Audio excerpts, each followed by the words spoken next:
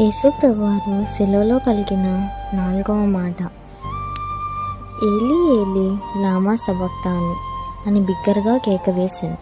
ఆ మాటకు నా దేవా నా దేవా నన్నెందుకు చేయి విడిచితివని అర్థం.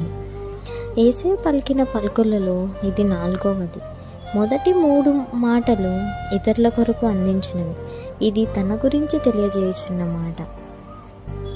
వెలుగై ఉన్న యేసు ఒక్కసారిగా చీకటనే పాపుల శిక్షను సిలువపై మోయవలసి రాగా, దేవుడు ఆ క్షణంలో పాపి స్థానంలోనున్న యేసు చెయ్యి విడిచింది. అందుకే ఈ ఒంటరితనం భరించలేక ఒక్కసారిగా బిగ్గరగా నా దేవా నా దేవా నన్నెందుకు చేయి విడిచితివని కేక వేశాను. నా ప్రియ స్నేహితుడా, ఈ లోకంలో ఎంతమందిని నమ్మి ఆశ్రయం కోరినా ఏదో ఒక సమయంలో వారి వారి అవసరతల కోసం నీ